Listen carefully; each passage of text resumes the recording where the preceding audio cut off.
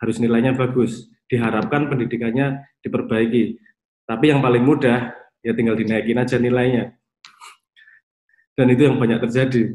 Nilainya nggak cukup, dinaikin agar universitas tidak turun sertifikasinya. Nah, itu problem besar.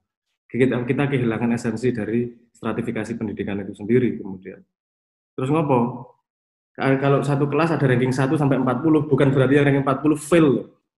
Dia mungkin punya interest yang lain, bukan pada sesuatu yang di sekolah yang formalistik pendidikan tersebut. Tapi penting itu stratifikasi itu, ada yang pandai, ada yang tidak terlalu pandai, ada pandai di A, ada yang pandai di B, dan seterusnya, sehingga kita bisa tepat meletakkan orang pada tempat yang tepat. Nah, ini jadi problem turunan yang sangat berbahaya di Indonesia, karena orang jadi menempati tempat yang dia tidak tepat di situ.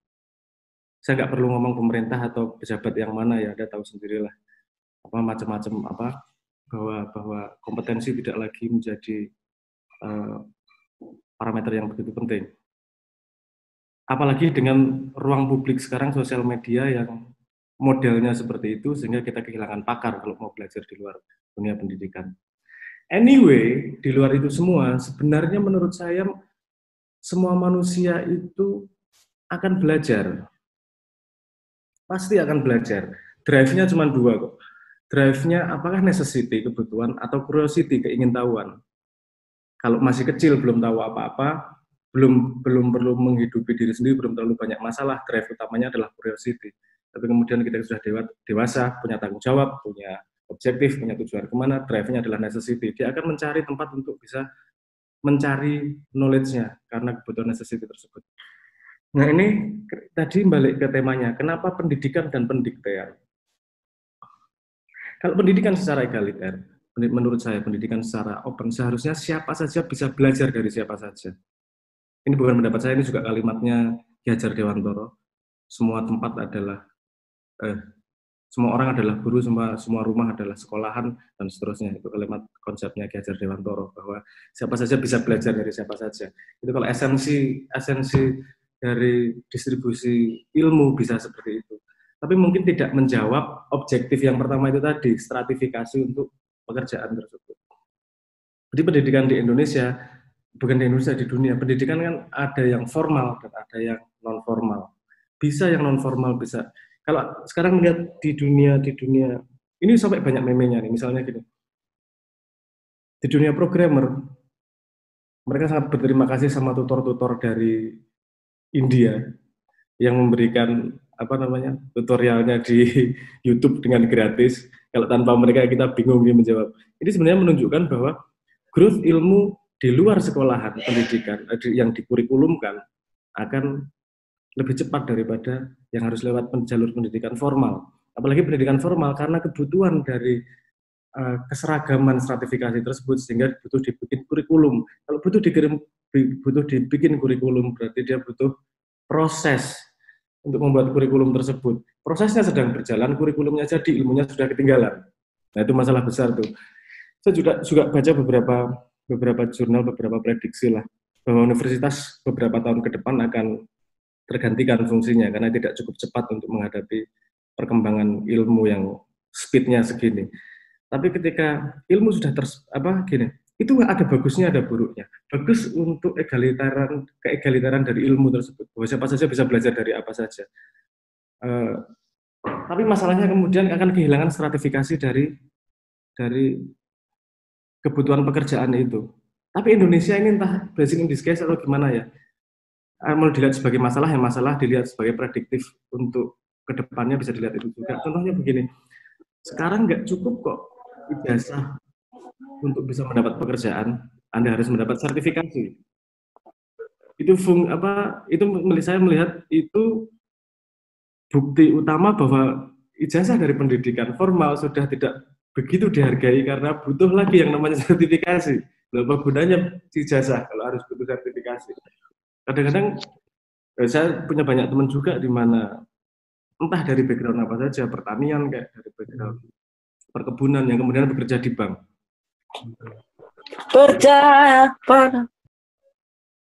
Bekerja di bank, pelatihan 3 bulan, pelatihan 6 bulan, kemudian kerja di bank, Terus pendidikan formal kemarin apa gunanya? Nah, ini bukan masalah Indonesia saja, menurut saya ini masalah internasional bahwa sekolah formal sekarang seperti gambling kalau tujuannya untuk pekerjaan. Seperti apa? Eh, seperti berjudi, bisa dapat bisa enggak karena ijazah yang saya cari di universitas tersebut. Karena perusahaan besar sekarang semua juga bikin universitasnya sendiri. Yang gede-gede banget. Kalau di Indonesia Sampurna bikin kalau nggak salah, Sinarmas bikin. Di luar negeri Google punya universitas, McDonald pun punya universitas. Kalau tujuannya pekerjaan, ngapain ke universitas umum? Ke universitas yang dibikin oleh perusahaan itu agar nanti kerjanya di perusahaan itu. Kan sesederhana itu kalau mau ngomong urusannya sama job marketnya. Nah, untuk bisa ngomong Indonesia apakah benar atau salah, kita harus tahu objektifnya dulu. Kita ngomong pendidikan ini apa sih? Untuk tujuan job market atau untuk tujuan pengembangan manusianya? Kalau tujuan pengembangan manusianya, nggak hanya Indonesia, hampir di seluruh dunia relatively fail, walaupun Indonesia hard fail-nya juga. Lulusan statistik 2018, SD itu 25 juta, SMP itu sekitar 11 juta, SMK dan SMA 10 juta, mahasiswa 7 juta, dengan rata-rata paper per tahun 6.000. Bandingkan dengan Malaysia, rata-rata paper per tahun dari universitas sekitar 15.000. Itu sudah menunjukkan dalam dunia akademik murni pun kita quote-to-quote fail. Corona ini membuka wacana baru. Ketika kita dipepetkan pada sebuah keadaan di mana kita tidak bisa berpikir yang lain kecuali yang esensial. Entah teman-teman yang di luar negeri merasakan atau tidak. Kalau di Indonesia kita sangat merasakan bahwa industri tersier mati semua, yang nggak begitu penting. Non-essential industri mati semua. Karena tinggal yang paling penting, urusan mangan, style baju udah nggak ada yang bahas lagi, style sepatu udah nggak ada yang bahas lagi. Sekarang, tapi dalam keadaan seperti itu, dalam keadaan seperti kepepet seperti itu, manusia terdorong untuk tetap melakukan apa yang dianggap esensial. Di sini yang menarik adalah, selain makan, minum, sandang, pangan, papan, selain itu, yang menarik adalah bagaimana orang tua sangat concern tentang pendidikan anaknya. Gimana nih aku biar anakku bisa sekolah nih? Karena yang kemarin nggak bisa lagi cara kemarin, harus pakai cara baru. Yang paling banyak shock adalah gimana ternyata orang tua harus mendidik anaknya sendiri terhadap pelajaran-pelajaran yang mereka nggak paham semua. Ini jadi kita sadar gini, anak suruh pinter semua mata pelajaran, sementara guru mata pelajaran, dia cuma ngajarin satu mata pelajaran. Ini orang tua sekarang merasakan, lah aku kudu pinter semuanya nih. Harus ngajari IPA, IPS, matematika, segala macam. Ternyata, kita sendiri terhadap konsep pendidikan juga nggak jelas. Kita kawinnya sama interest, sama necessity itu tadi nggak ditata dengan konsep yang baik. Karena setahu saya kita juga copy paste dari luar negeri. Nah, makanya kemarin sama Amin, Min judulin, terserah wis. Terus kemudian keluar pendidikan atau pendiktean. Konsepnya begini, karena kalau kita sekolah hanya berdasar kurikulum dengan mimpi bahwa pelajaran itu akan berguna suatu saat. Sementara ketika anak kecil tidak diakomodasi curiosity-nya, tapi dipaksa belajar necessity yang dia belum tahu necessity-nya, maksud saya, anak kecil pengen main, curiosity pengen tahu ini, pengen tahu itu, tapi tidak diajarkan di sekolah karena sekolah memaksa belajar ABC yang dirasa dipikir penting untuk masa depan si anak tersebut. Anaknya jadi kehilangan kesempatan untuk mencari curiosity-nya, juga disconnect sama necessity-nya. Contoh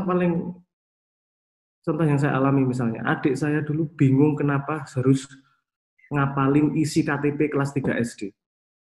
Isi KTP apa aja? Ada nama, golongan darah. Dia belum tahu kebutuhan KTP itu apa. Sudah dipaksa belajar di situ, dia nggak curious, nggak pengen tahu juga. Jadinya sekolah jadi menyebalkan. Jadi sekolah tuh jadi mencari ilmu itu diasosiatifkan dengan sesuatu yang tidak menyenangkan. Itu jangka panjangnya menurut saya sangat berbahaya. Ada jalan keluar di sosial media di mana kita bisa belajar dari YouTube, bisa belajar dari Twitter, dari Facebook, dan segala macam bisa kita belajar. Cuman masalahnya kita belum cukup dewasa sebagai society untuk menggunakan media itu untuk bisa memberikan curated information, informasi yang terkurasi. Saya nanya, saya nanya, ini berbahaya nggak sih backlink untuk bersihin apa namanya, untuk bersihin corona misalnya? Jawabannya bisa 15 dan saya tidak tahu kurasinya gimana karena yang dipercaya dari 15 orang itu siapa? Jadi sistem pendidikan egaliter juga sebenarnya pintunya sudah terbuka, tapi kita juga kurang komponen, yaitu stratifikasi siapa yang ahli di bidang tertentu. Efek lainnya adalah begini, dengan kurikulum pendiktian itu tadi, ilmu-ilmu yang tidak dianggap penting oleh negara menjadi hilang. Salah satu contoh, sebelum corona, sekitar bulan Desember atau bulan Desember, Januari, ada banyak kobra keluar di daerah Solo, di beberapa banyak tempat di Indonesia, kobra keluar di mana-mana. Saya nggak ngomongin ilmu benar atau salah ya. Tapi dari analisis hukum Jawa berdasarkan kitab-kitab, kitab-kitab kuno, kan gitu. Ini nggak ada di sekolah nih, padahal ilmu juga itu. Menurut analisisnya begini, kalau ular-ular pada keluar, terutama kobra, berarti akan terjadi penyakit yang menyebar banyak dan mematikan. Saya merasa sangat sayang ini. Saya nggak ngomong bahwa informasi dari kitab lama itu pasti benar, tapi kalau itu ada informasi seperti itu, siapa nih yang bisa dicari lebih jauh nih, sumber-sumbernya di mana? Ini kasanah kita ya, kasanah apa? Kasanah nenek moyang yang kita nggak tahu ya. Orang bisa ngomong itu tahayul, kalau kita nggak tahu sebabnya semua tahayul. Kalau kita nggak tahu apa namanya mekanismenya, kita tahayul dan kita terbiasa menganalisis dengan sains, dengan ilmu modern. Padahal ilmu modern juga sama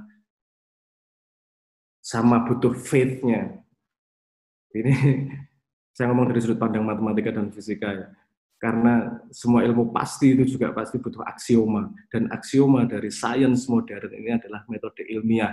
Sementara metode ilmiah tidak bisa membuktikan bahwa metode ilmiah itu benar. Jadi kita harus punya faith sama metode ilmiah. Jadi ya ending-endingnya tetap faith juga. Dan karena kita tidak bisa membedakan itu, ditabrakkan terus yang agama, budaya, sama sains ditabrakkan, padahal itu kasanah ilmu yang menurut saya luar biasa.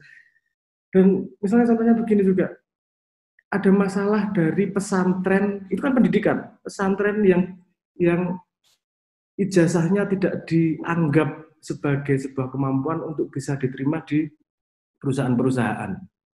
Itu masalah juga itu ilmu juga loh, ilmunya kompatibel atau tidak nanti dulu. Tapi karena kita didikte ilmunya mana yang penting, mana yang tidak, ini bukan pendidikan manusia.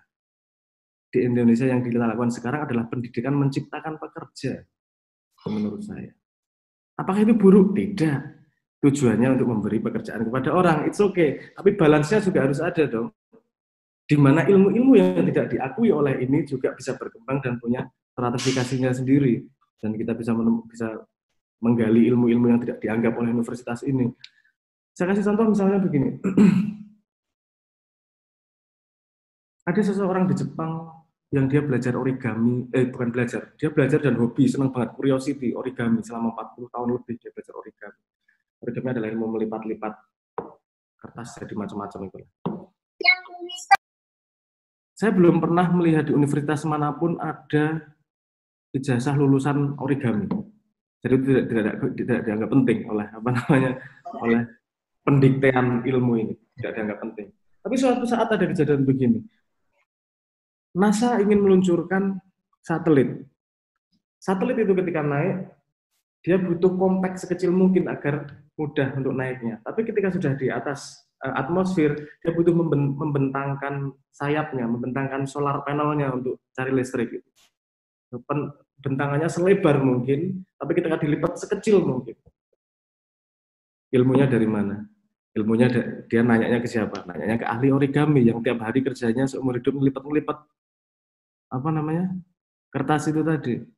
Nah, kadang-kadang ilmu yang tidak dianggap tidak penting ini ternyata punya kontribusi yang luar biasa di apa namanya? Di ilmu yang kita anggap penting. Nah, yang saya komplain utama di Indonesia dan di dunia terutama bahwa ada stratifikasi ilmu. Ini yang dianggap penting dia taruh di kampus, yang ini dianggap tidak penting, makanya nggak ada yang mempelajari. Jangan salah loh, mengerikan loh. Saya punya teman komunitas mancing. Ini mohon maaf ya kalimat saya nanti agak jorok sedikit. Komunitas mancing.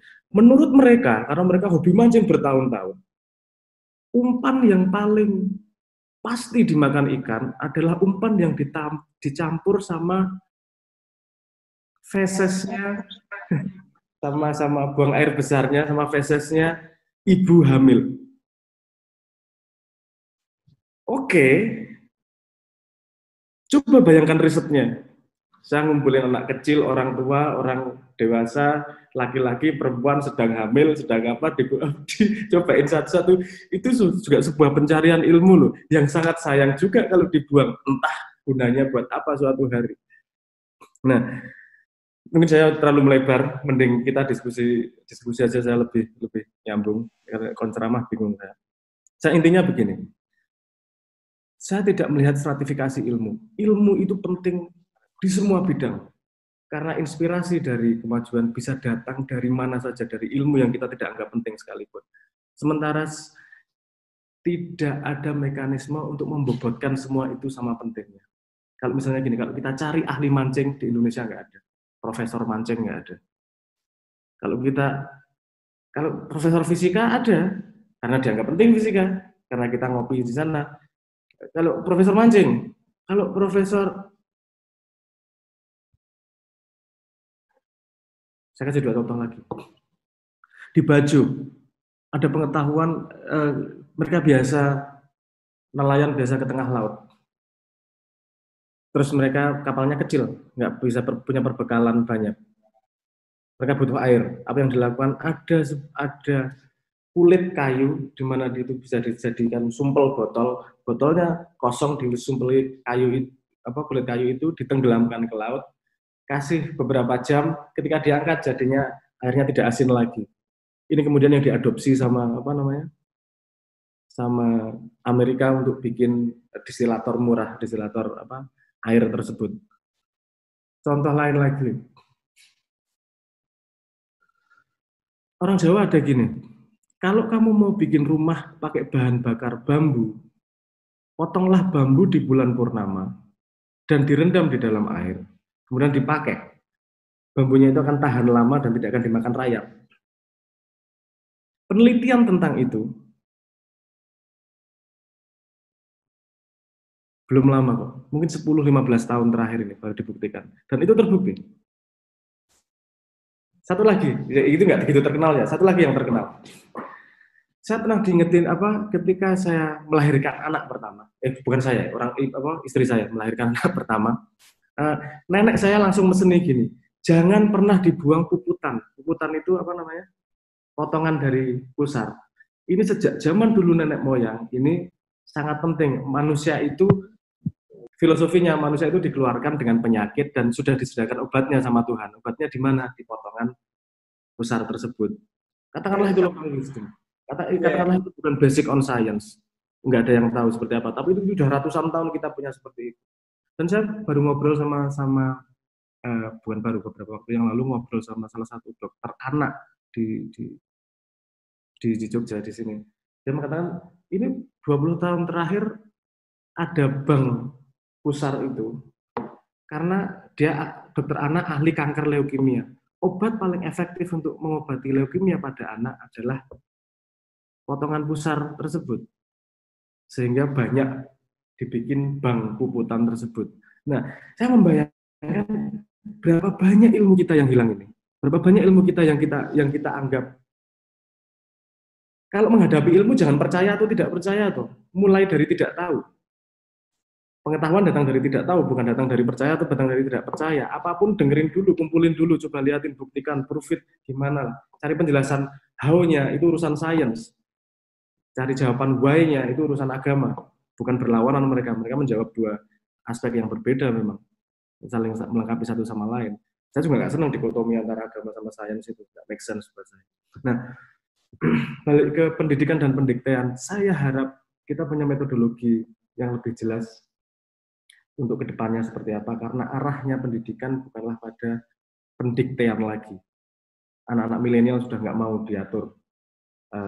Lihat inklinasinya, mulai dari milenial sudah sangat susah diatur, tidak seperti boomer dan seterusnya. Mereka lebih senang belajar sendiri daripada dipaksa harus diajari. Mereka drive utamanya adalah curiosity, bukan necessity. Sehingga sehingga untuk menjawab itu kita juga sudah punya inisiatif sebenarnya.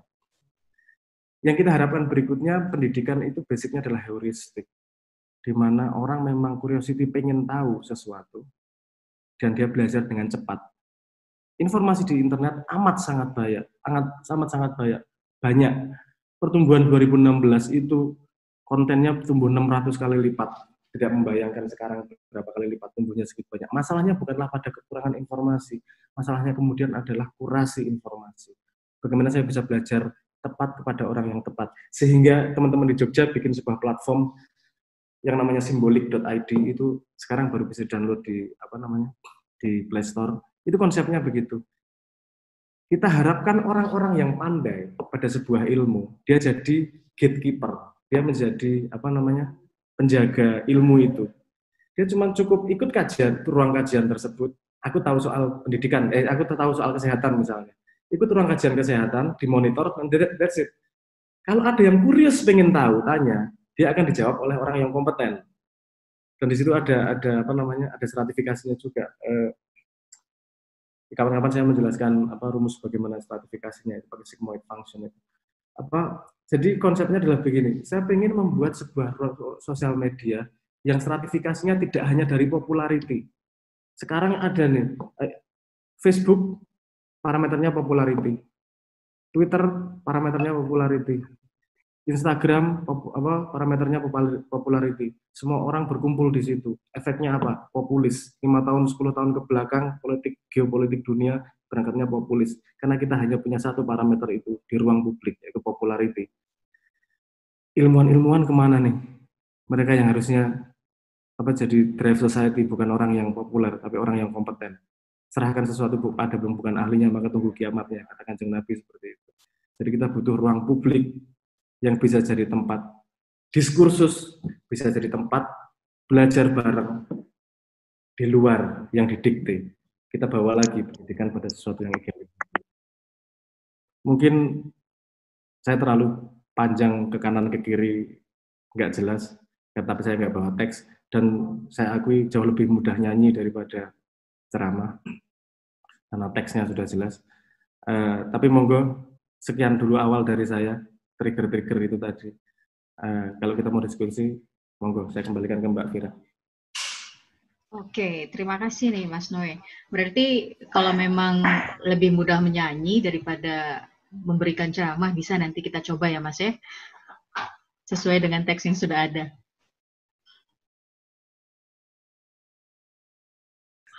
Oke, selanjutnya ini sudah ada beberapa pertanyaan Mas. Yang pertama dari Mas Faris. Mungkin bisa langsung ditanyakan langsung Mas Faris, silakan. Baik, terima kasih. Assalamualaikum warahmatullahi wabarakatuh. Assalamualaikum. Sebelumnya terima kasih sudah diberikan kesempatan untuk izin gabung di acara ini. Mau tanya Mas Noe, Mas Sabrang ya biasanya, kalau saya kan biasanya ngikutin kajiannya Cak Nun, jadi biasanya Mas Sabrang. Mas mau tanya, biasanya yang tadi kan titik poinnya kan curious ya, jadi selama ini kan kalau misalkan ini nih, bagaimana caranya kita itu memberikan memacu rasa curious kepada anak sedari kecil, sehingga ketika dia kecil tumbuh besar itu rasa curiousnya itu bisa tumbuh dengan sendirinya. Mungkin itu pertanyaan pertama saya Mas. Mungkin itu aja Bu, terima kasih. Assalamualaikum warahmatullahi wabarakatuh. Waalaikumsalam warahmatullahi wabarakatuh. Oke, langsung saya respon apa? Iya. Oke. Ini karena forum tadi? Ilmuwan sedunia ilmuwan Indonesia internasional begitu ya. Jadi saya ngomongnya nggak pakai filter kira urusan gitu. Ilmuwan semua kok di sini anggap dulu. Gini Mas, saya pengen cerita background sedikit untuk proving jawabannya sebenarnya singkat. Jawabannya sebenarnya sangat singkat. Tapi saya pengen cerita belakangnya agar menjadi background proving. Dunia yang lagi berkembang sekarang itu dunia artificial intelligence, di mana machine learning, artificial intelligence, di mana komputer disuruh belajar sesuatu.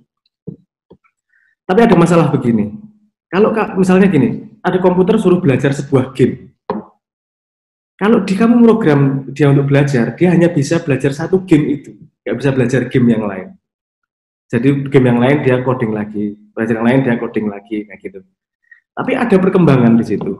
Dia bisa bikin sesuatu, dia bisa bikin program di mana dia bisa belajar banyak game sekaligus, nggak perlu ngoding berkali-kali. Di situ di dalam machine learning itu kayak kalau kita ada reward punishment lah. Kalau kamu melakukan sesuatu di reward, melakukan sesuatu yang salah di punish, gampangnya gitu lah. Nah, perkembangan terakhir itu ini mendekati universal learning ini, di mana kamu bisa belajar banyak game macam-macam. Di situ apa namanya? Apa parameternya?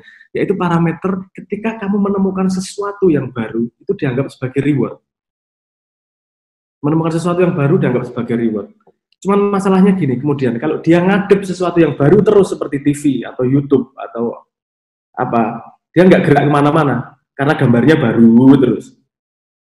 Nah ini sebenarnya saya melihatnya ini adalah refleksi dari manusia.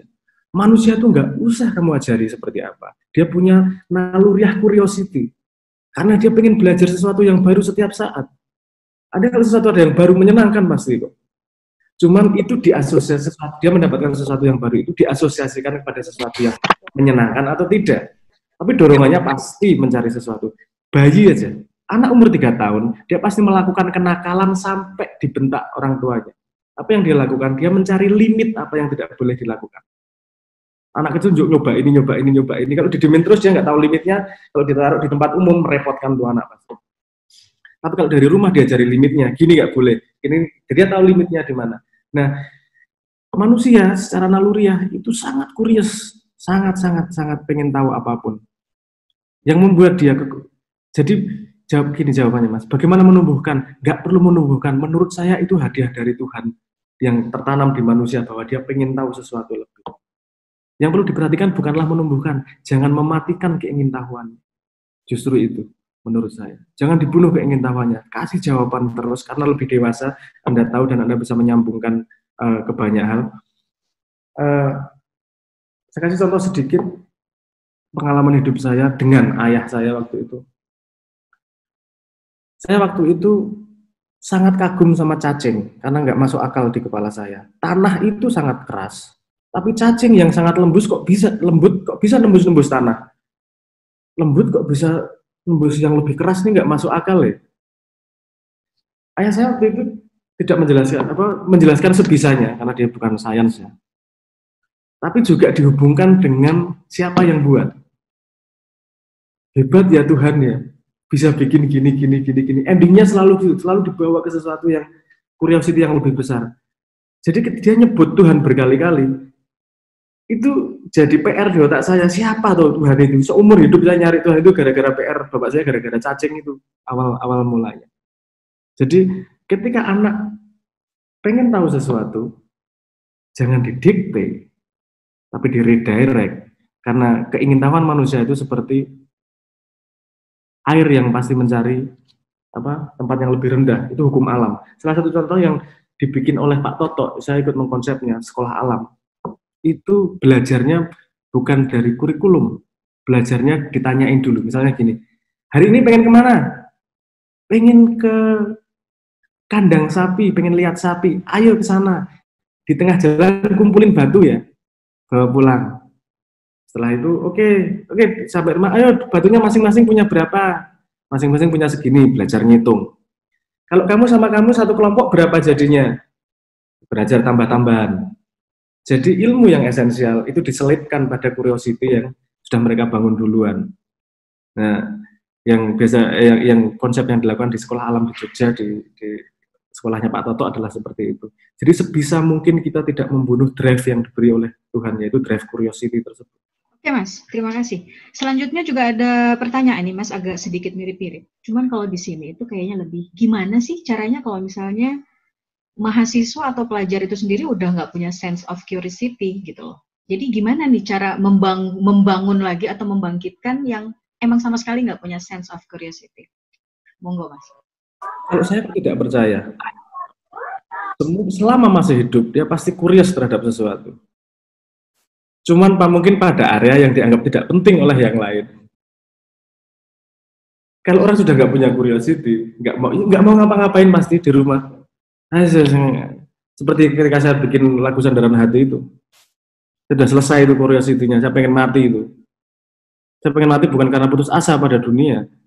Saya pengen mati karena ini endingnya balik ke Tuhan, ngapain lama-lama? Mati aja sekarang. Ini saya cerita sedikit gini lah. Ini jadi leto gimana nggak apa-apa ya, mohon maaf agak belok sedikit. Sandaran hati dari tadi dibahas sandaran hati. Waktu itu saya pernah ada putus asanya begini. Saya dari kecil memang pengen mencari kenyataan sebasic-basicnya.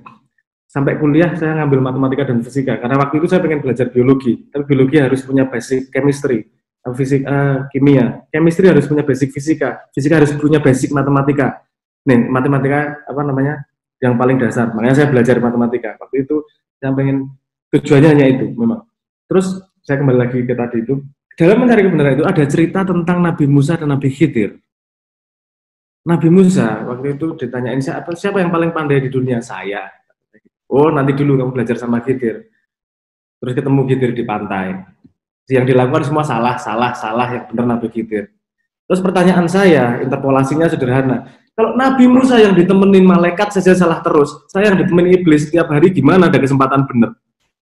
Semakin lama saya mencari, semakin banyak kesalahan saya. Terus kenapa besok-besok mati? Sekarang aja mati. Udahlah, balik aja sekarang lah. Yaitu kondisi waktu nulis Sandaran Hati itu sebenarnya. Ini sedih, saya sedih. Ngapain hidup ini? Nabi aja untuk mencari terus saja. Yang ditemenin Jibril aja kayak gitu, susahnya mencari terus.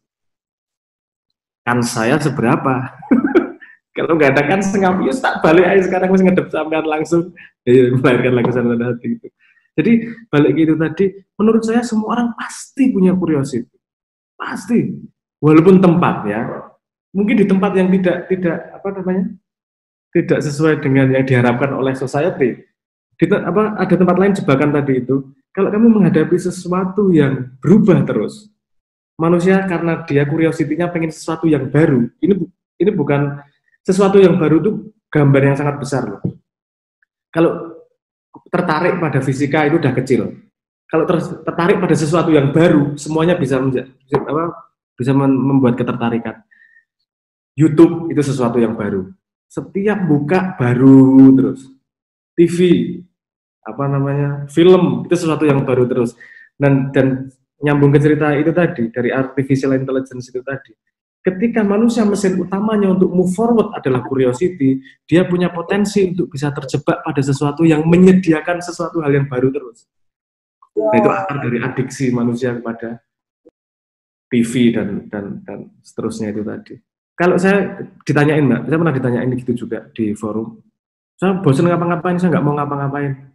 Ya udah, nggak usah ngapa-ngapain. Karena kamu akan bosan juga nggak ngapa-ngapain. Itu bagian dari proses kok. Kalau saya lebih percaya pada jujur pada prosesmu, jujur pada diri sendiri. Setahu saya Kanjeng Nabi sebelum menjadi Nabi umur 40 tahun dikenal sebagai Al-Amin, orang yang jujur, orang yang dipercaya. Sebelum bisa jujur sama orang lain, jujur sama diri sendiri. Tak jujur wis sama diri sendiri. Aku bener-bener nggak mau ngapa-ngapain. Saya mau males, yes males so. Dapat seminggu lah, bosan males nanti. Saya malas untuk malas gitu nanti lama-lama juga. Waktu itu proses, semua dalam perjalanan menurut saya. Jadi mahasiswa pasti ada yang dia tertarik. Kadang-kadang cuma putus saja yang dia tertarik itu konteksnya sama society apa ya? Yang dia tertarik konteksnya sama society apa ya? Kadang gitu. Karena mohon maaf saya banyak ambil pelajaran dari game juga. Nggak apa-apa ya saya ngomong ngawur-ngawuran ya. Ini beberapa waktu yang lalu sekitar Oktober November tahun lalu. Saya tiba-tiba tertarik sama ilmu pace, ilmu feng shui Cina. Nggak tahu kenapa. Ini setan ini. Maksudnya, tapi saya tertarik.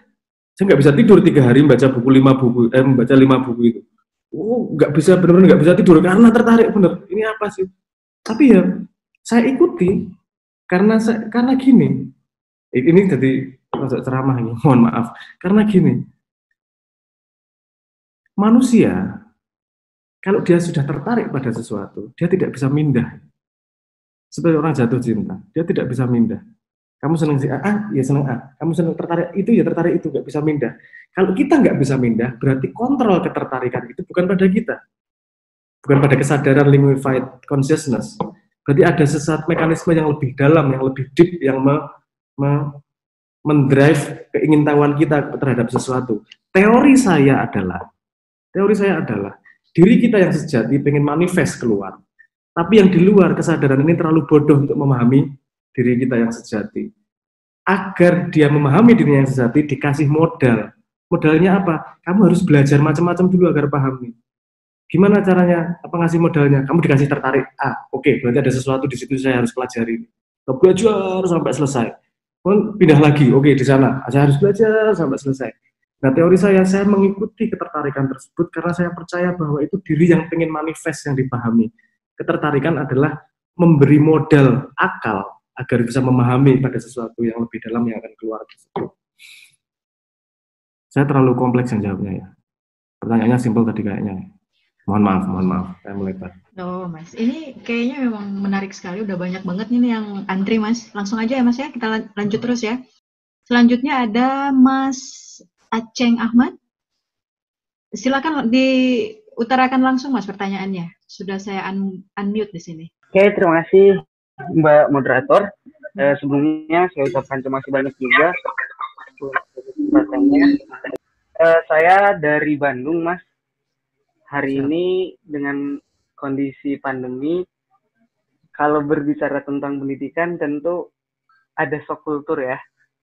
Kebiasaan masyarakat, khususnya para tenaga pendidik maupun peserta didik, mereka dengan distorsi yang seperti ini ada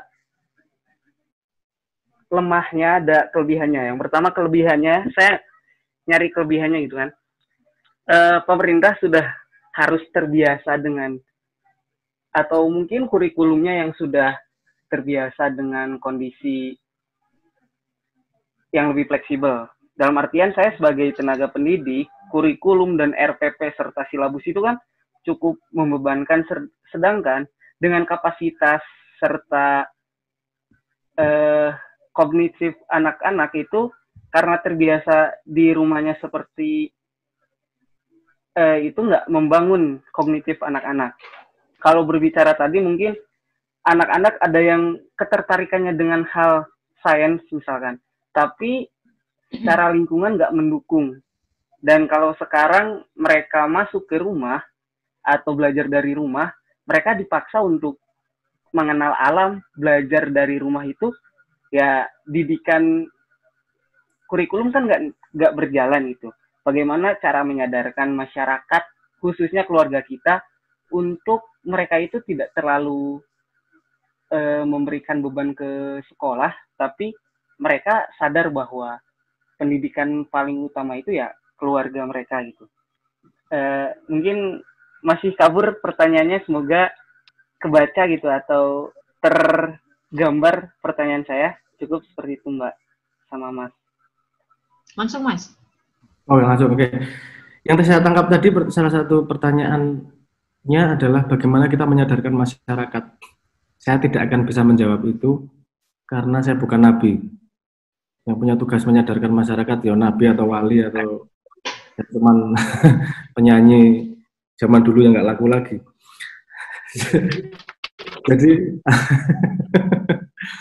jadi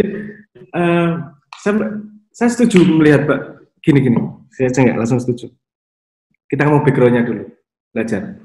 Saya belajar dari kalau melihat 100 tahun ke belakang, pandemi berjalan per 100 tahun itu banyak, tapi biasanya yang besar sekitar 1920-an, sekitar 20-an atau 30-an. 1920-an Spanish flu, 1835-an kolera dan seterusnya. Ada salah satu pandemi yang disebut sebagai Black Plague, itu menghabiskan 50% Italia waktu itu. Pandeminya seperti ini, mengerikan, itu lebih mengerikan, darah keluar dari matanya. Terus kalau Anda lihat ada dokternya pakai kayak mancung, kayak burung itu di Italia. Ketika terjadi pandemi ada dua respon, Italia Utara dan Italia Selatan. Italia Selatan responnya di drive kebanyakan oleh oligark, oleh raja, oleh kaum-kaum di atas. Italia Utara, inisiatif masyarakat yang banyak muncul. Salah satu inisiatifnya adalah mereka menggali wisdom nenek moyang. Nenek moyangnya orang Italia adalah orang Romawi. Sehingga kita kenal Plato, Epicurus, dan seterusnya itu, karena waktu itu mereka kemudian mencoba menggali wisdomnya nenek moyang, Marcus Aurelius dan seterusnya lah. Sehingga lahirlah kemudian Renaissance, zaman baru. Saya sangat berharap dengan apa yang terjadi di Indonesia ini bisa menjadi sesuatu yang baru seperti kebangkitan Italia saat itu. Kalau kita bisa memanfaatkan shock ini. Saya dulu pernah ngeritik Pak Jokowi, mohon maaf. Ketika ngomong urusan revolusi mental. Saya belum pernah tahu, bukan urusan Pak Jokowinya ya, saya urusan sama konsep revolusi mentalnya. Saya belum pernah melihat sesuatu mungkin saya belum baca, tapi sejauh yang saya baca, yang saya cari informasinya, saya belum pernah melihat ada revolusi mental terjadi dalam society tanpa didahului oleh sebuah keadaan darurat yang dipahami oleh society tersebut. Bom atom, Hiroshima Nagasaki, darurat, revolusi mental. Black Plague, terjadi di Italia, revolusi mental. Great Sting, London, revolusi mental. Jadi selalu ada darurat yang dipahami semua loh, sehingga semua merasa butuh terjadi perubahan bersama. Nah, saya sangat berharap dengan corona ini jadi jembatan kita untuk bisa menata menjadi sesuatu yang jauh lebih baik. Pengennya seperti itu. Walaupun saya karena bukan nabi ya nggak bisa ngapa-ngapain juga, bisanya cuma pakai ide, bikin platform, ngajak ayo ngobrol diskusi ya, bisanya gini-gini aja. Tapi perlu difahami bersama bahwa sangat bisa jadi kita harus menemukan normal yang baru, new normal, keadaan yang baru. Kita harus adaptasi dengan keadaan yang baru ini untuk menghadapi masalah yang kemarin sederhana. Kemarin seperti Mak Yahan, pengajian kumpul bareng-bareng, itu sekarang kelihatan bahwa itu adalah kemewahan yang harus sangat disyukuri. Kemarin kita nggak mensyukuri bisa kumpul-kumpul seperti itu. Sekarang kita merasakan bahwa itu mewah luar biasa itu. Nah, saya sendiri pribadi merasa masalah-masalah itu tadi valid, Mas. Tapi harus kita cari jalan keluarnya dengan cara normal yang baru. Normalnya akan berubah dengan cara yang baru. Bagaimana kita sama-sama mencari ini? Karena kita tidak ada yang pernah punya pengalaman seperti ini. Belum pernah ada yang punya pengalaman, kita sama-sama nyari. Gunanya diskusi-diskusi seperti ini adalah kita saling bagi, exchange perspektif, informasi. Yang paling penting adalah menurut saya bagi perspektif. Ilmu itu bisa nomor 2, nomor 3. Tapi perspektif itu yang semua manusia memilikinya dan unik semua manusia. Dan itu yang harus saling memperkaya kita. Jadi gini-gini penting nih diskusi. Saya nggak bisa menjawab langsung pertanyaan Anda karena saya mungkin tidak kompeten dalam bidang yang Anda geluti. Makanya kembali lagi kenapa saya bikin platform simbolik itu agar sing pinter-pinter iso diskusi tanpa ada barrier, ayo diskursus, kita butuh sintesa sama antitesis nih, antitesa sama sintesa kalau mau ke depan, kita butuh hipotesis baru untuk ke depan. Dan ini waktunya wong-wong sing pinter untuk ngomong di bidangnya. Kita butuh diskursus ini lebih dari sebelumnya. Kita butuh diskusi yang lebih intens dari sebelumnya. Dan instability sudah terjadi. Referensi saja. Referensi bukan berarti pasti benar. Ini referensi tidak penting, penting atau tidak. Tapi referensi dari dunia kejawen. Dari dunia kejawen. katanya kalau akan terjadi perubahan besar di dunia, dibutuhkan 50% penduduknya. Aku yang ngeri, aku yang nggak pengen itu terjadi. Saya cuma menyampaikan informasi. 10% akan datang dari penyakit, 10% berikutnya akan datang dari clash antar manusianya, dan sisanya dari alam.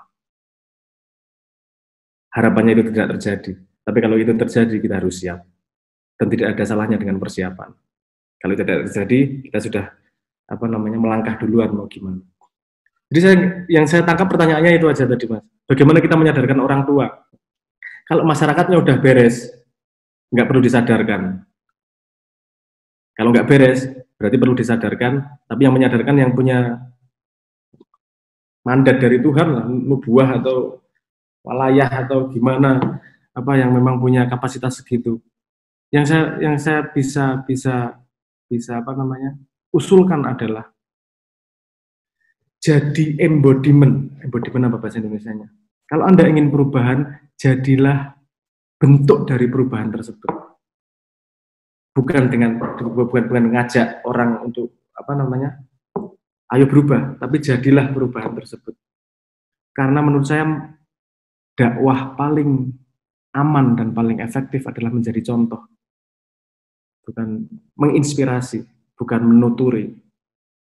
Kalau Anda menginspirasi, yang lain pasti nanya. Dan ketika nanya, pintunya terbuka untuk menjawab semua dengan konsep Anda. Setahu saya semua hadis Nabi dimulai dari pertanyaan. Tidak ada yang tiba-tiba gini-gini. Jadi Kanjeng Nabi pun memberitahukan butuh pintu pertanyaan tersebut. Karena tanpa pertanyaan, manusia juga nggak siap untuk menerima informasi. Jadi, Mas, jadi itu. Jadi bukti dari konsep Anda. Jadi inspirasi untuk kita semua.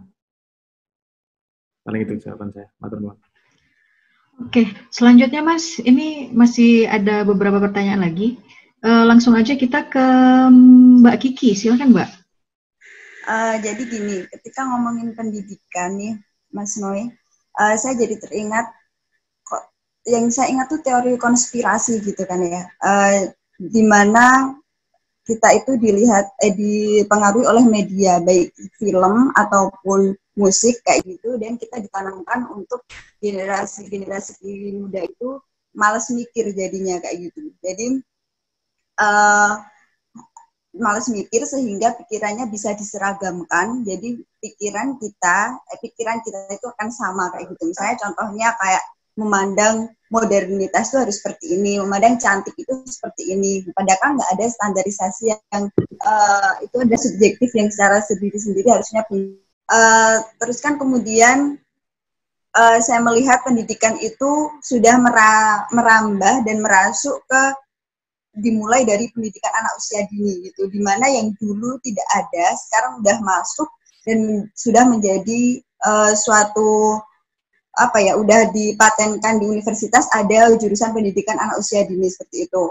Padahal kan dimana kita tahu di usia seperti itu anak-anak tuh harusnya dididik oleh orang tuanya terlebih dahulu, oleh keluarga, tapi ini harus di ranah kependidikan yang memang di situ saya merasa itu ada diseragamkan kayak gitu. Jadi anak nggak bisa lebih banyak mengeksplor atau bagaimana akan menjadi dirinya sendiri, rasa keingintahuannya, sehingga mereka akan lama-lama akan menjadi terbawa arus dan mereka akan takut menjadi originalitasnya sendiri kayak gitu kan. Nah, bagaimana ketika kita di masyarakat yang seperti itu, tetapi membentengi diri kita agar tidak mengikuti arus seperti itu gitu, karena tidak banyak orang yang berani untuk itu. Misalnya kita nggak sama kayak tetangganya, anaknya nggak dikasih sekolah ke PAUD, nanti diomongin atau apapun itulah yang membuat kita harus bisa beda, tapi memang itu lebih baik atau dianggapnya memang benar itu seperti apa? Kamu responnya dari mana ya? Kalimat konspirasi dulu ya. Apakah konspirasi itu dianggap pada sekelompok orang, misalnya sekelompok orang yang pengen mengatur keadaan menjadi seperti ini gitu. Kalau premis dari konspirasi seperti itu, saya itu agak susah mempercayai teori konspirasi. Gini maksud saya. Contoh aja, Watergate, Nixon, itu yang terlibat hanya 9 orang. Dan itu pun bocor. Konspirasinya hanya 9 orang yang terlibat. Pembunuhan Franz Ferdinand ketika Perang Dunia Pertama. Ketika mereka konspirasi merencanakan pembunuhannya, titik yang direncanakan untuk terjadi pembunuhan gagal. Karena faktornya, kan banyak faktor yang bergerak nih. Ini kita merencanakan, melaksanakan, faktor yang bergerak banyak. Jadi melakukan segala sesuatu sesuai dengan rencana 100% itu amat sangat susah. Walaupun akhirnya memang Franz Ferdinand tertembak, tapi posisinya bukan sesuai rencana. Itu karena kebetulan yang lain. Kita bikin rencana besok saja bisa sesuai agenda 100%, itu hampir nggak mungkin, kita sendiri aja loh. Jadi teori konspirasi biasanya memang dibangun. Kemarin ada pertanyaan di Simbolik juga membahas tentang itu, bagaimana untuk melihat sesuatu kita tidak terjebak pada teori konspirasi. Salah satu yang ngomong usulannya sangat baik menurut saya, yaitu coba lihat daftar dari bias kognitif, karena biasanya itu orang yang, ini ada teman-teman yang dari psikologi enggak? Itu biasanya yang paling gampang masuk teori konspirasi adalah yang trait-nya, openness-nya memang tinggi, atau namanya openness-nya tinggi. Jadi perlu dicek bias kognitifnya. Ada selective bias, ada macam-macam bias lah.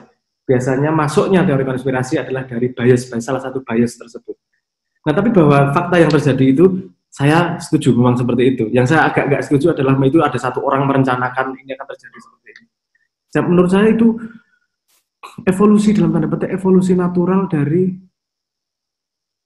perkembangan zaman gini. Saya mencoba mencari contoh. Oke, 1912. Wright Brother ketika menemukan pesawat itu butuh sekitar 20-25 tahun untuk bisa menggunakan teknologi baru itu untuk utilisasi, untuk digunakan ke masyarakat. Dan penggunaannya biasanya urusannya sama ekonomi, bukan pada kemanfaatan manusianya. Apa yang menghasilkan uang duluan, itu biasanya ngejarnya ke situ. Menghasilkan uang duluan, efeknya adalah bagaimana dia mempengaruhi manusia yang paling gampang. Dan dari manusia yang paling gampang dipengaruhi adalah beberapa. Saya ngomong dari sudut pandang biologi, ilmuwan semua ya, jadi santai ya. Jadi yang paling gampang dipengaruhi, bahwa bahkan ini juga trik yang digunakan di Facebook, Twitter, dan sosial media yang lain. Jadi bagaimana mempengaruhi dopamin, mempengaruhi serotonin, basicnya dua itu. Bagaimana mempengaruhi dopamin dan serotonin agar manusia bisa masuk pada sebuah sistem yang baru. Nah, itu dorongan yang sangat kuat ketika Anda cerita, kalau saya original nanti diomongin sama tetangga gimana. Itu serotonin itu. Jadi kalau Anda tidak dianggap conformity oleh masyarakat, Anda merasa sendiri dan tidak nyambung sama society. Jadi nggak berani untuk sendiri. Jadi di mana-mana orang yang pionir adalah orang yang harus berani melawan itu. Memang susah. Kalau mudah kita udah beres dari dulu. Manusia lebih banyak mengikuti nalurinya daripada akalnya. Berapa kali dari kita bikin resolusi awal tahun tapi gagal melaksanakannya. Itu bukti bahwa konsep kita tidak bisa ngontrol badan kita, sama konsep sendiri saja kita tidak bisa mematuhi. Kita lebih banyak jalan itu karena naluriah hormon-hormon tersebut. Nah, saya melihat pendidikan di Indonesia, terutama PAUD dan SD, itu bukan urusan pendidikan anaknya, tapi urusan kebanggaan orang tuanya. Kalau anaknya sudah bisa baca umur 4 tahun, 5 tahun, sudah bisa bahan pamer. Dan nanti kalau anaknya ranking 1 bahan pamer. Ini fundamental flaw dalam dalam mengkonsepkan hidup. Kamu didik anak atau sebenarnya menggunakan anak itu untuk kebanggaanmu. Ini nabi datang udah ratusan ribu loh ini. Kita sampai masih pada keadaan kayak gini. Jadi memang menurut saya tidak mudah untuk merubah pada skala besar. Tapi kalau tidak ada yang memulai dan menjadi inspirator, kita tidak akan pernah terjadi perubahan. Harapan saya adalah ada orang-orang yang perjalanan hidupnya original dan dia menjadi inspirator sebangsa, dan kemudian dia menceritakan pengalaman originalnya sehingga itu diadopsi oleh yang lain. Kita hanya bisa mengharapkan itu sepengetahuan saya. Ini lagi-lagi belajar dari biologi, mohon maaf. saya percaya begini kok, kebenaran yang lebih benar, gini, saya agak mundur 2 langkah. Kebenaran yang paling benar adalah kebenaran Tuhan.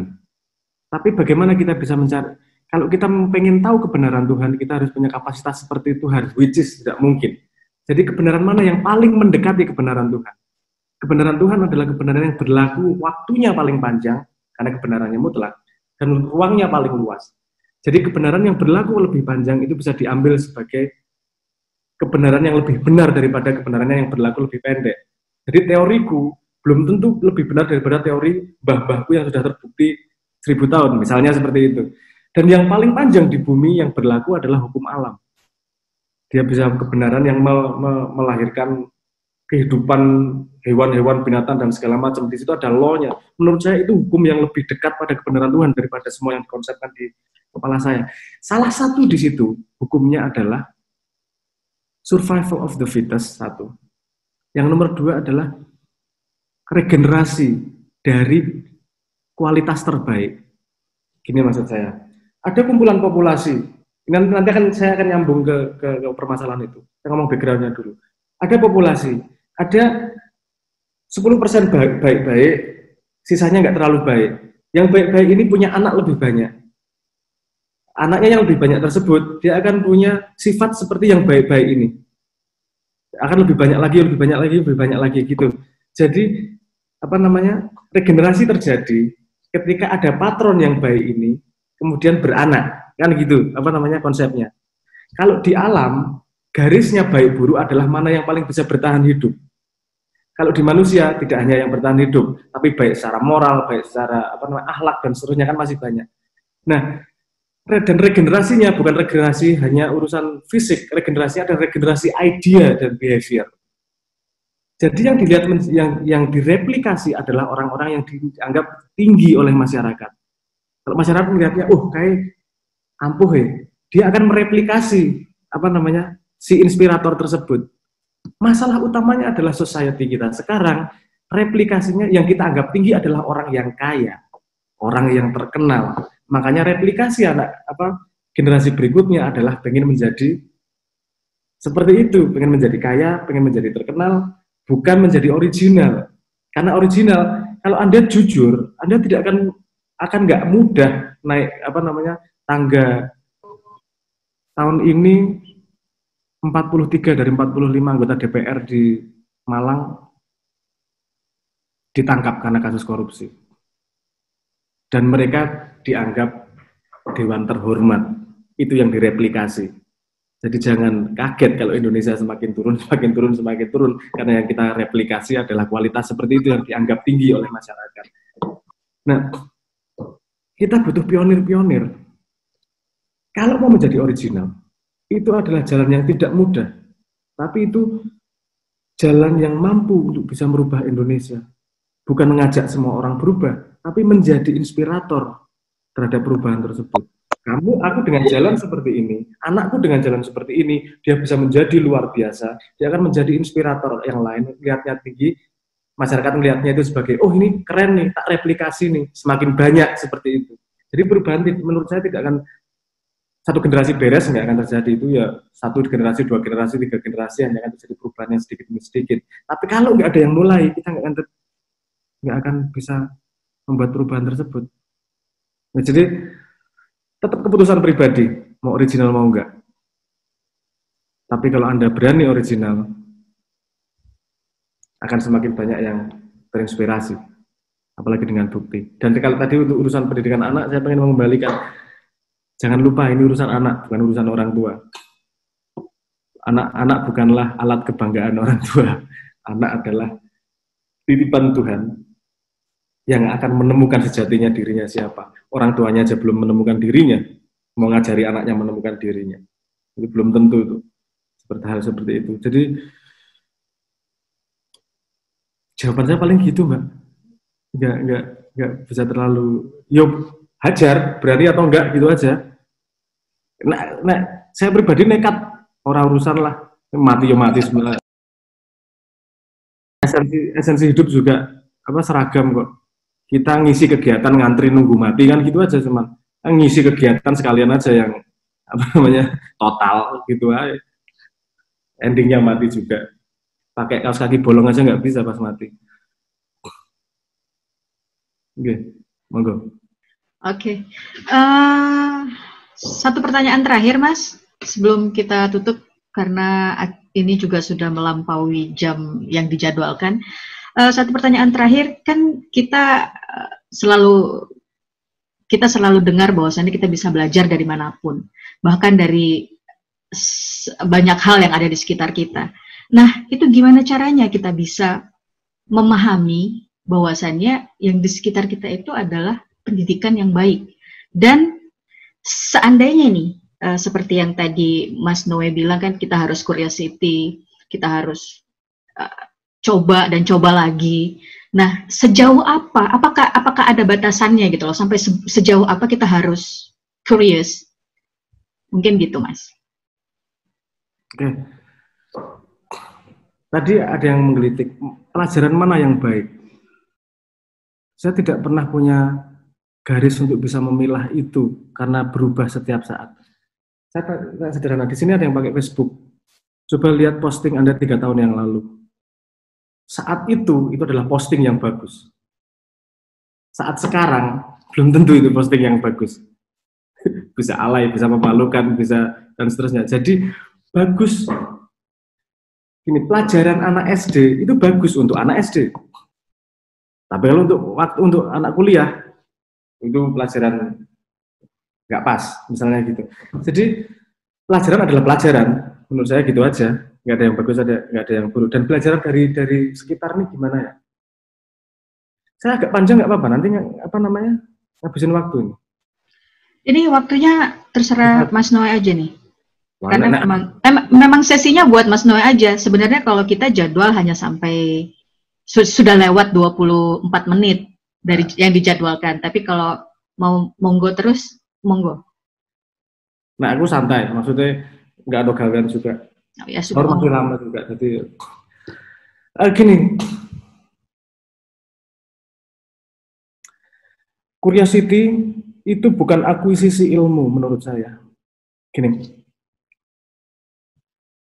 Ilmu pengetahuan itu bersandarnya pada ingatan, pada memori. Kalau tidak ada memori, tidak ada yang namanya pengetahuan, karena kita mengumpulkannya di memori. Itu premis awalnya.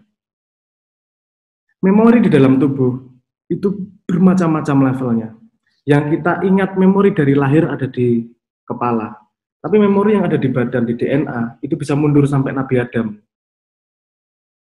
Memori yang ada di dalam sel bisa mundur sampai terjadinya makhluk hidup asam amino pertama, karena awalnya dari situ. Memori yang ada di atom bisa mundur sampai ke mulainya jagat raya. Memori yang di elemen bisa mundur sampai sebelum terjadinya jagat raya ketika kita sambung sama Tuhan. Masalahnya adalah bagaimana menyadari memori tersebut menjadi kesadaran yang di sini, yang kita conscious di sini. Karena ada bedanya antara consciousness dengan awareness. Awareness adalah consciousness, menurut saya ini, consciousness adalah sesuatu yang bisa kita bahasakan di kepala. Kita simbolkan dengan kata-kata. Itu konsep yang amat sangat penting. Di Quran sampai diomongin sendiri, diajarin kata-kata dan disuruh menyebutkan. Karena konsep bahasa membuat kita punya linguified consciousness, kita punya dunia sendiri dengan simbolisasi bahasa. Ada awareness yang tidak bisa kita simbolisasikan dengan bahasa. Itu ilmu juga, itu pengetahuan juga, tapi kita tidak bisa. Semua makhluk hidup mengalami yang namanya awareness, tapi tidak semua makhluk hidup mengalami consciousness. Nah, karena basic dari memori di badan kita sebenarnya sudah ada untuk memahami alam semesta, masalahnya bukanlah akuisisi informasi, masalahnya adalah mengingat kembali informasi tersebut. Nah, mengingat kembali informasi tersebut bagaimana? Dari sekitarnya. Ketika saya membayangkan gini, ada garpu talak. Karena saya membayangkan gini, di dalam diri manusia, ilmu hakikat itu ono kabeh sudah ada semuanya dari A sampai Z. Cuman sadar atau tidak. Dibahasakan dalam matematika atau tidak, dibahasakan dalam fisika atau biologi, karena sepemahaman saya itu semua akarnya sama kok. Pemetaan ilmunya sama semua. Kalau kita tahu ibunya, ini cuma urusan beda bahasa saja. Jadi gini, saya bayangkan gini, apa yang terjadi di luar kita ini seperti kalau ada dua garpu tala itu. Kalau garpu tala satu dipukul, teng, yang sini akan ikut bergetar. Nah, yang di luar kita itu adalah garpu tala di luar yang membuat diri kita bergetar. Ketika kita bergetar, memori yang ada dalam diri kita ketarik.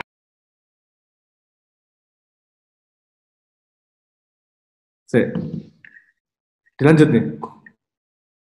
Oke. Jadi belajar dari alam itu amat sangat sederhana menurut saya. Kenapa? Karena kita punya garpu tala dalam diri kita. Kalau kita gitu sedikit bergetar hatinya terhadap apapun, berarti ada ilmu yang terkandung yang dipersiapkan di situ. Yang kita tinggal mengingat, oh ini ilmunya, oh ini ilmunya. Jadi kalau dalam sudut pandang agama, saya itu paling bingung kalau tawasul sama guru siapa. Karena menurut saya alam semesta ini guru. Kucing lewat kalau kita bergetar, kenapa bergetar nih? Ini karena saya harus melihat apa? Oh, konsep kucing bagaimana dia bisa bawa kaki kanannya, kaki belakangnya selalu mengikuti kaki kanan yang kaki di depan yang dia pernah injak. Kenapa mekanisme ini? Saya kejar lagi dan seterusnya. Jadi alam semesta tidak pernah berhenti memberikan ilmu. Masalahnya adalah kita yang tidak mendengarkan ilmu tersebut. Terus saya menganalogikan seperti ini. Kita ini seperti permukaan danau. Kalau permukaan danaunya bergolak, tetes hujan pun tidak akan kedengaran, tidak akan terasa. Tapi kalau danaunya kita tenang, setetes air dari sekitar, dari langit, itu akan menjadi ilmu, karena kita, oh di sana ilmunya, oh di sana ilmunya. Jadi penting banget untuk hati yang tenang, hati yang selesai. Karena di situ pintu dari ilmu-ilmu yang tidak berhenti dibicarakan oleh alam semesta ini. Dan bukan mengakuisisi atau mengumpulkan ilmu, hanya menyadari lagi ilmu yang sebenarnya sudah ada memorinya di kita, cuman nggak naik ke kepala. Banyak kok kayak gitu, nggak usah ilmu yang ampuh-ampuh. Saya nanya sedikit gini misalnya, itu Anda sadari tapi tidak, Anda awareness tapi Anda tidak conscious. Ketika saya tanyakan baru Anda conscious. Anda kalau mandi sabunan mana duluan? Anda melakukan dari kecil sampai sekarang, tapi tidak pernah menyadari secara konses mana duluan ya. Kenapa di situ duluan ya? Itu salah satu awareness tapi tidak konses. Dan itu sangat banyak dalam diri kita yang kita diingatkan oleh kejadian atau mengalami apa. Dan saya sangat bersyukur dikasih sama Tuhan, kita semua umat manusia dikasih hati yang bisa bergetar itu loh. Karena itu menurut saya sensor ilmu yang luar biasa, yang tidak perlu didikte oleh kurikulum pendidikan itu penting atau tidak. Menjawab atau tidak, Mbak? Itu belajar dari alam, ya tinggal tunggu getarannya aja. Oke, Mas Noem, sangat inspiratif dan banyak yang bisa kita ambil dari obrolan kita malam ini. Terakhir, terkait dengan getaran-getaran hati tadi, kita juga pengen dong Mas digetarin lagi hatinya sama sandaran hati, kalau boleh. Ini masih banyak yang request loh Mas. Mereka pada minta Mas Noe buat nyanyi dong, pengen denger. Gitu. Kasih aja ya. Monggo. Ini aku ya Allah. Apa namanya? Ini lagu Sandaran Hati kan luar biasanya Tuhan itu. Satu fakta bisa menjadi beribu makna. Refnya Sandaran Hati begini ceritanya, kalimatnya. Teringat pada janjimu ku terikat, hanya sekejap ku berdiri, ku lakukan sepenuh hati. Teringat pada janjimu ku terikat. Kalau mau ngomong tasawuf, teringat pada janji Allah, sebelum lahir aku terikat. Hanya sekejap aku hidup. Hanya sekejap aku berdiri, ku lakukan sepenuh hati. Kalau tasawuf. Tapi kalau lagu lagu pengantin baru bisa juga. Karena orang pengantin itu butuh dua hal yang sangat penting, yaitu urat dan surat. Sama pentingnya itu. Teringat pada janjimu ku terikat, itu terikat surat. Uratnya adalah malam pertama. Hanya sekejap ku berdiri, ku lakukan sepenuh hati. Nah itu apa? Itu lagu Sandaran Hati punya beribu makna apa salah satunya untuk pengantin baru, hanya sekejap ku berdiri, tapi lakukanlah sepenuh hati. Namanya latihan. Teringat, ku teringat pada janjimu ku terikat. Hanya sekejap ku berdiri, ku lakukan sepenuh hati. Peduli, ku peduli, siang dan malam yang berganti, sedihku ini tak ada arti, jika kaulah sandaran hati, kaulah sandaran hati. Wes, Isin! Kan sudah kembali merefresh hati-hati teman-teman semua dan tidak mengembalikan memori yang lama-lama, tidak mengembalikan orang-orang yang sudah lalu ya. Terima kasih Mas Noe buat teman-teman yang sudah hadir, sudah ikut bergabung di diskusi kita malam ini. Semoga apa yang kita diskusikan, apa yang kita dengar bisa menjadi bekal buat kita dan bisa kita sampaikan lagi kepada orang-orang lain yang nantinya juga membutuhkan. Sebelumnya Mas, buat closing mungkin ada pesan untuk generasi muda, pendidik, dan juga Indonesia? Pesan es teh. Saya nggak punya pesan sih. Saya apa ya?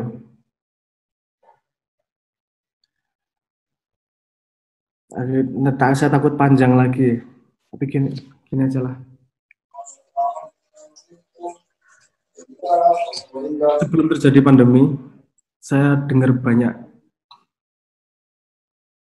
keluhan, ketidaksetujuan terhadap pemerintah, terhadap keadaan, terhadap neolib, terhadap macam-macam lah. Sekarang kesempatan untuk merubah normal, untuk merubah sesuatu yang menjadi sesuatu yang baru. Perubahan tidak bisa dilakukan dengan nunjuk-nunjuk dan pengen merubah dunia dengan sekaligus. Perubahan dimulai dari diri sendiri. Kan saya semangat kemarin ngobrol di sini karena judulnya adalah apa? Ilmuwan, persatuan ilmuwan jaringan alumni luar negeri. Jaringan. Kok tulisannya beda ya, amin. Jaringan alumni luar negeri. Saya berharap ada satu generasi yang berani memegang ilmunya sebagai misi hidupnya. Aku nggak akan merubah dunia, tapi untuk urusan kesehatan, aku akan jawab. Aku nggak akan merubah dunia, tapi urusan pertanian, saya akan menjawab. Saya nggak merubah dunia, tapi urusan kitab kuning, aku jawab. Orang-orang seperti itu akan menjadi tonggak yang di bawah, yang tidak tahu apa-apa, yang ingin belajar terus-menerus. Tanpa pionir-pionir seperti itu, kita akan terus berteori, kita akan terus hanya komplain, tapi tidak benar-benar melakukan sesuatu. Tidak perlu berat, tidak perlu mimpi gede-gede, tapi paling nggak ngisi kegiatan sebelum mati dengan misi yang jelas. Misinya apa? Pegang yang kamu sukai, pegang yang kamu, ilmu yang jadi harga dirimu dalam tanda petik. Ilmu mancing kayak terserah, ilmu keroan terserah, karena suatu saat akan butuh. Kalau orang ada yang nanya, kalau porno gimana Mas? Pegang pornomu, kamu jadi ahli porno sedunia nggak masalah. Nanti kalau ada undang-undang pornografi akan butuh kamu. Bahwa kamu nanti masuk neraka, itu urusanmu sama Tuhan. Aku gagas. Tapi kalau kamu memang punya giroh, punya interest pada sesuatu, jangan jadikan itu punya dirimu sendiri. Jadikan itu misi hidupmu untuk megang ilmu tersebut, karena itu obornya nanti akan diteruskan kepada orang yang lain. Di titik yang lain, saya berharap teman-teman juga mau ikut rodok promo apapun Mbak ya.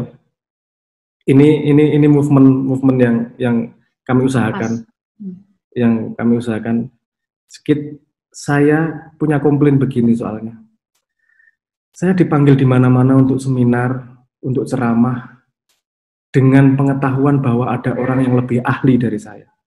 Dan itu menyiksa saya. Saya bukan orang yang pantas ngomong ini. Tapi saya lebih terkenal dari orang-orang itu. Soalnya aku penyanyi. Tapi itu tidak membuat saya kompeten. Saya pengen orang-orang itu yang manggil saya bisa ketemu sama orang-orang yang kompeten beneran. Ojo karo aku mengerti sidik. Ada banyak yang sangat-sangat ahli di sana yang ngerti ilmu macam-macam.